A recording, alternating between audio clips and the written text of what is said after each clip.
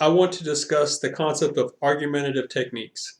So these are basically techniques that you can use to structure your approach into the conversation. In other words, they can structure your contribution.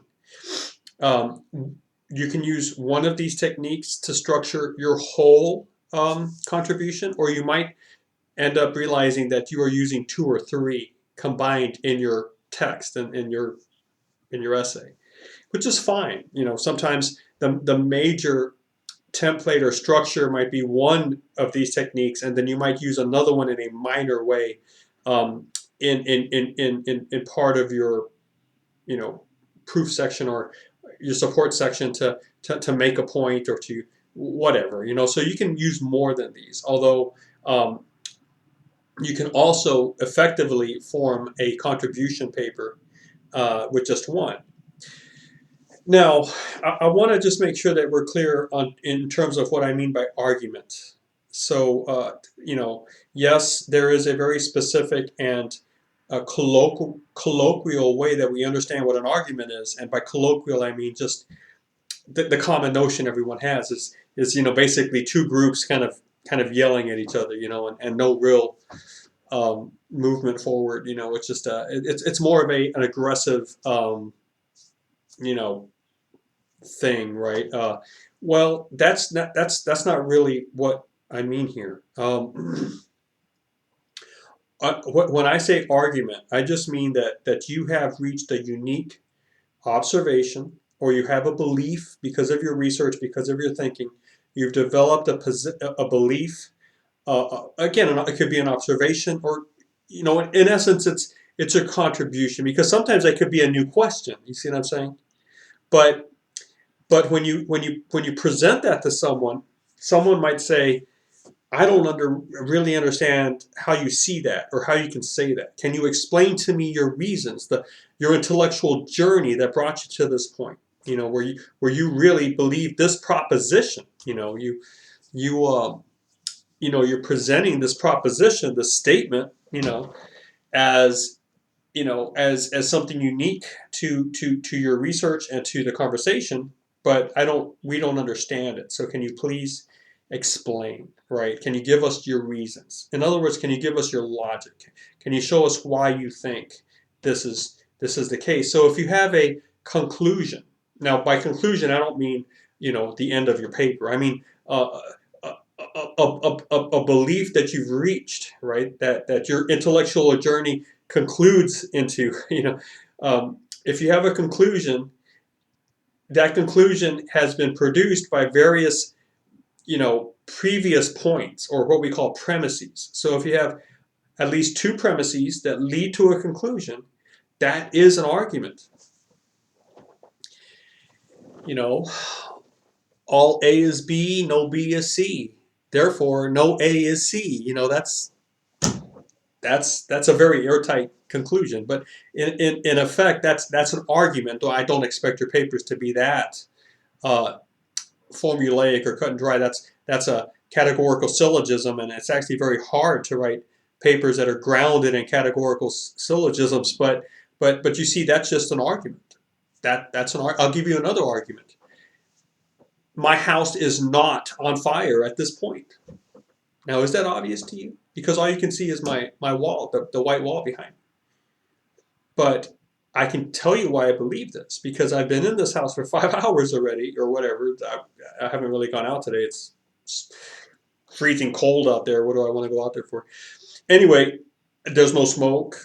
I don't hear any crackling of flames. I don't sense any. There's nothing seems to be off in terms of heat.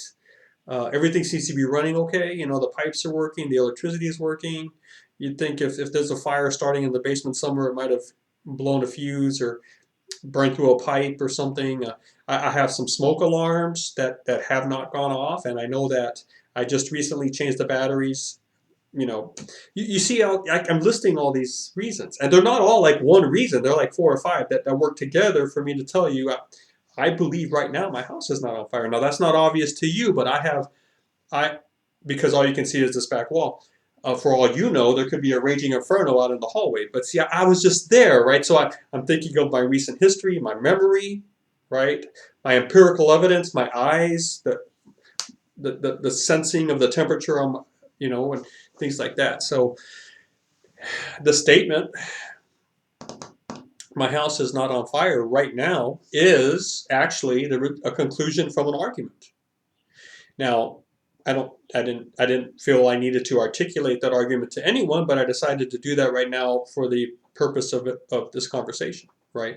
So that is actually an argument.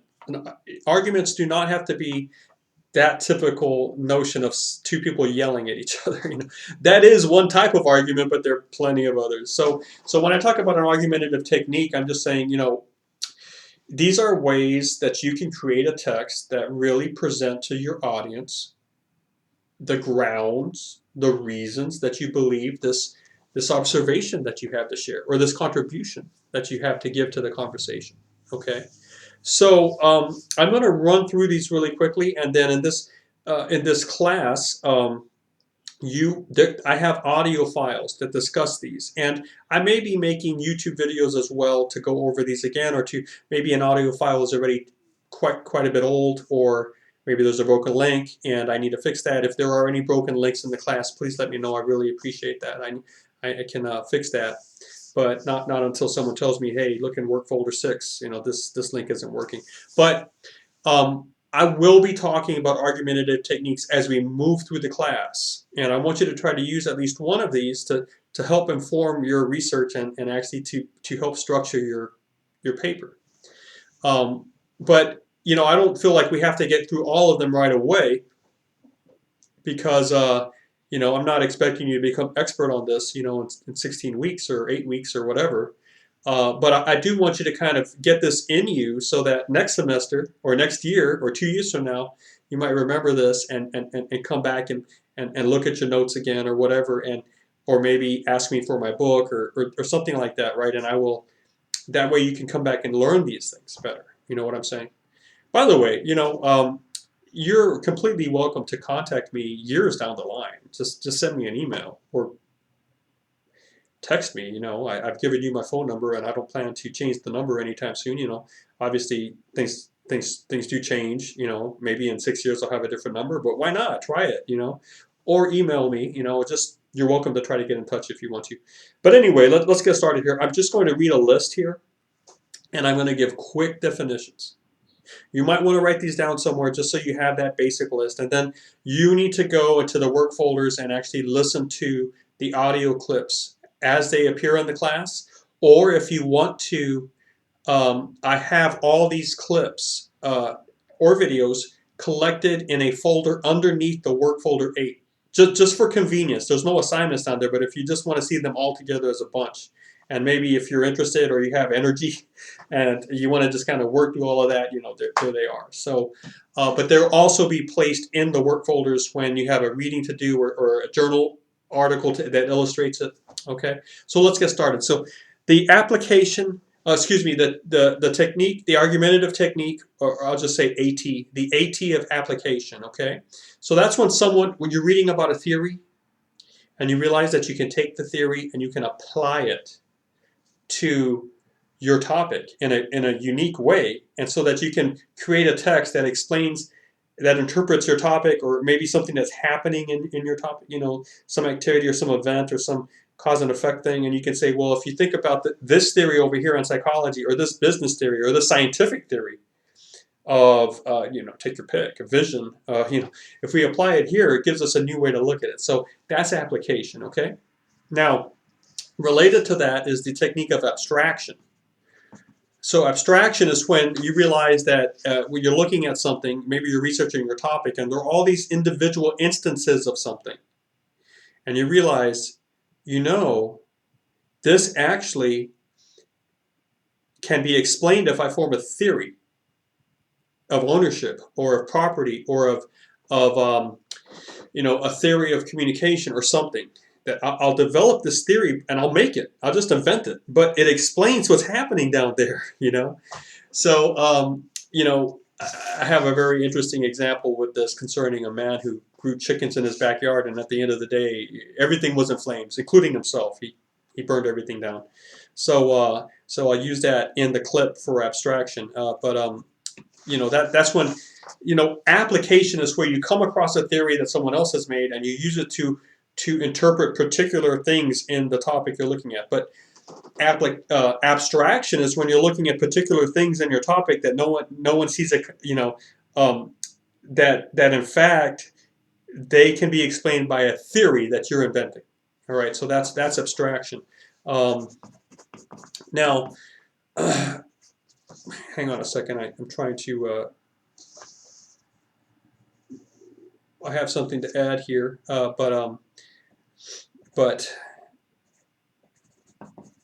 there we go. There we go. So now another argumentative technique is complexity, and that's just taking something that appears simple on the surface, but then showing it that it's much more complicated than it really is. So one of the texts that you probably have already run across, I used this text in a couple classes. If you haven't run across this, you can find it online. It's called "Farewell My Mailbox" by Bob Greene. It's a CNN editorial, and if you find that, then you realize that toward the end of that editorial, Bob Greene has turned the mailbox into a much more complicated thing.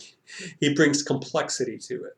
All right, so sometimes you might have a topic and you realize, excuse me, for this particular focus or this particular thing, people are still not seeing how complex it really is.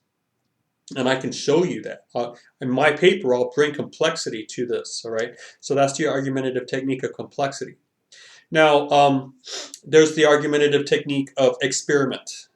I also refer to this as the data-driven paper or the data paper, where you run an experiment, and your paper is a result of showing the data that you got and explaining it. Now, I really would prefer to call this the argumentative technique of data because you can have an experiment like that, which is fine if you want to run it, but it might be easier just to do a survey. Okay, now a survey, there are at least two types of surveys. And one is the physical survey where you actually are looking at something. So let's say you put a sign on a door and it says, please use the other door. Now this is a handwritten sign, right? And it's a two-doorway hallway or something, and all you did was place that sign there before classes let out. And then once the bell rings or the classes change, you watch students, doing a little bottleneck because they're not going to use that door, even though they just believe the sign, right? Well, that's a physical survey, right? All you did was do something and watch what happened, and you're just marking how many students touched the door, how many didn't, or whatnot. Another physical survey I did with a class is we would go out to parking lots and we would look into the windows of cars to see how dirty the cars were or how clean. And we had a messy scale, that wasn't really what we called it, but it was on 1 to 5, 5 being horrible, like there are plants growing out of the junk, banana peels, flies in the car, that's extreme. 1 would be super clean, right? But all we did was just look and mark down what we looked. That's a physical survey. Of course, the interview survey, if you will, is when you go and you talk to people and you ask them to answer questions. Right, but hey, if you come up with either one of these surveys and you anchor it into a review of literature, you show what the conversation is and how they could use this data to help further their research, and you do it, and at the end you say, it's a very small little data set, but it shows that I might be onto something, and you call for further research. It's a great way to write a paper. So that's the argumentative technique of experiment, but I'm going to call this data. Okay, so there might be a clip in there that says experiment, but we're talking about data. Okay, so the argumentative technique of extension is where you are working with somebody's, you're reading somebody's research and you realize, well, this is a great idea, but this person only did this research for middle schoolers. I wonder what high schoolers would do with this. And so you extend the approach. You're not changing it. You're just or correcting it or whatever. You're just you're just extending it to another people group, right? Another demographic. So that's perfectly doable, and that would be a type of data. You see what I'm saying? Hang on just a second. Now that we're on, uh, on this notion of experiment, there are a couple more ATs that link up to that. One is the argumentative technique of substantiation. Okay, now what I mean by that is there's a a common notion at play, that people just kind of believe. Like, for example, I think a lot of people believe that college students are under a lot of stress right now, right? But the question is, where's the data, right? Where's the experiment? Where's the survey that shows that? So if you look and you look and you look for that, you realize there really is no survey here, then you need to do one that substantiates that general claim, because that general claim just has sort of an internal logic to it that people kind of just embrace. But if you really think about it, it doesn't have any data. So substantiation is when you bring data to the table, but you're not coming up with the idea. You see what I'm saying? You're not coming up with the observation. It's already there. You just observed that it really wasn't grounded on anything. So you bring data to the table, right? And you see how that's a contribution, because other people at the table would appreciate that.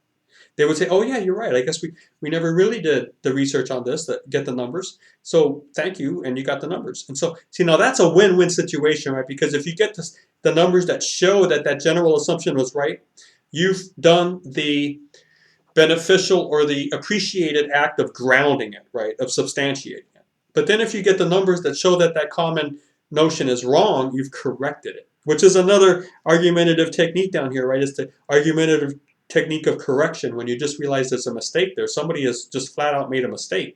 They forgot a study, or they forgot something, or they got the date wrong, or the numbers wrong, and it was just a simple problem, or maybe it was not so simple, but in fact, that person is just wrong, and if no one has corrected that, then you can bring a contribution to the table with the argumentative technique of correction.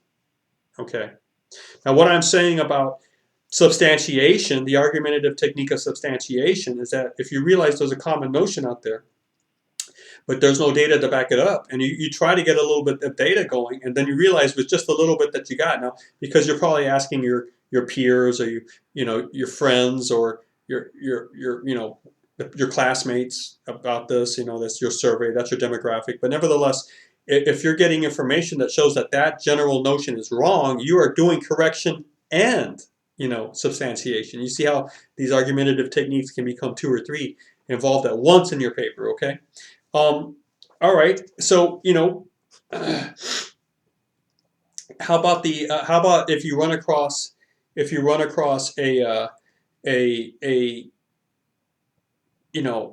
an experiment or something, a survey that was done, but the fact of the matter is it's old.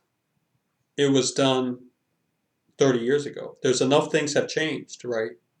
So that this needs to be redone so that we get fresh numbers. So again, you're not coming up with an original idea here. You're just trying to say we've done poor stewardship here because we haven't got new numbers on this, and we're still running our ideas based on these old numbers, and these old numbers are 30 years old, and there's great reason to think that we do things differently now because of the advances of technology, or because of how we've shifted in terms of our religious beliefs or whatever. And so at that point, you're doing update. It's the argumentative technique of the update. And if you're willing to put in the grunt work, you can be published that way. I mean, that's how it works. So there's a lot of really cool things that you can do with data. So I know I'm probably going to get this list wrong. I hope not, but so far I've covered application, abstraction, complexity, experiment as part of the data technique, extension, substantiation, update, and correction. Okay, all right. So let's keep on going. What about the argumentative technique of profile or generic analysis? Now that's kind of a mouthful, but basically you realize that you're looking at individual instances of something, like the average Northeastern American college student, or your average college professor, right? Let's say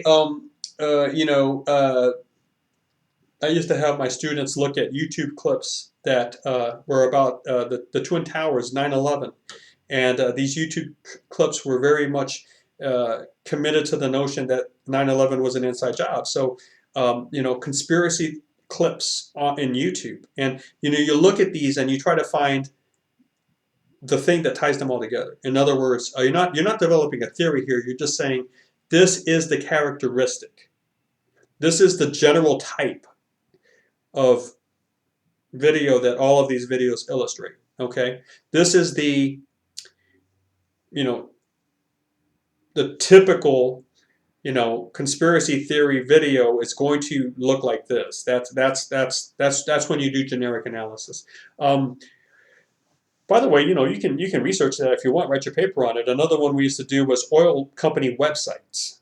All right, um, because if you pick the 10 biggest oil companies in America, North America, okay, which eliminates some, but if you bring in the top 10 websites in North America and you analyze the colors and the photos that they put on their site, you are going to be able to very quickly realize that there's an archetype, or there's just a very, you can describe the typical North American oil website.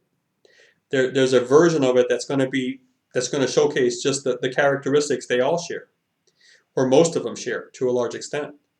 And so you are just basically trying to show what the typical, but in order to understand what that means, you have to look at the particulars, the individuals first, right? And that's a very interesting study because their sites are so clean. They're full of white, like hospital white, pure, and their photos of nature are stunning. Blue, a lot of blue. Like when the water and the air is not polluted, you got some beautiful blue going on. And if you can find that sort of blue on those sites, you can start building a case that they're bringing to play eco-friendly colors. Okay. Now, would I accept that as a research paper? Absolutely. Would that be something that creates interest, maintains it, and rewards it in a magazine article? Well, at that point, you're kind of writing to a specific type of audience, right? But to the right audience, yes, it would. But I realize now I'm gonna do this in 2 videos. But so I'm gonna do one more and then I'm gonna break it off. But when I said, hey, listen, generic analysis or the profile technique is the same. I'll probably just call it the profile technique, although profiling has gotten a negative connotation with us these days. But that's really what's happening there.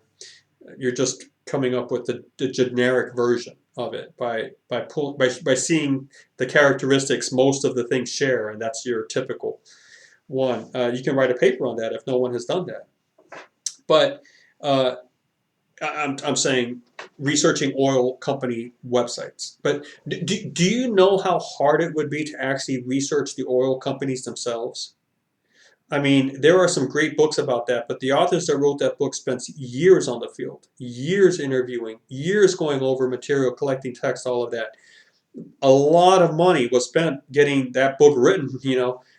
It would be very hard for you to research the oil companies themselves if you wanted to go in and investigate, as far as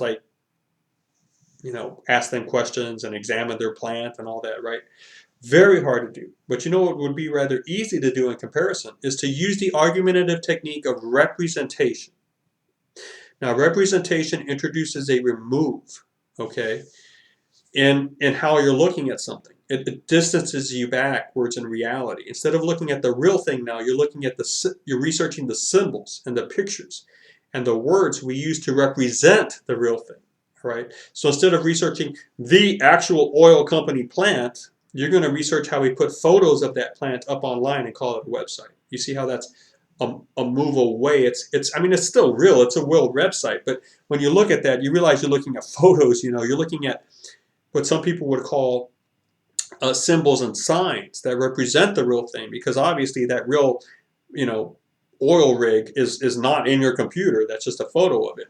Duh. So at that point, you're looking at how we represent things. And so you're using the argumentative technique of representation to frame your approach so that you don't have to travel, to 10 major, oil company sites and spend all that time and money. It's much easier to do representation on this, So, you might want to be studying mental health, and you're realizing, oh, how do I do this survey? But then maybe you're like, oh, you know what? I'm going to look at how we represent anxiety on YouTube.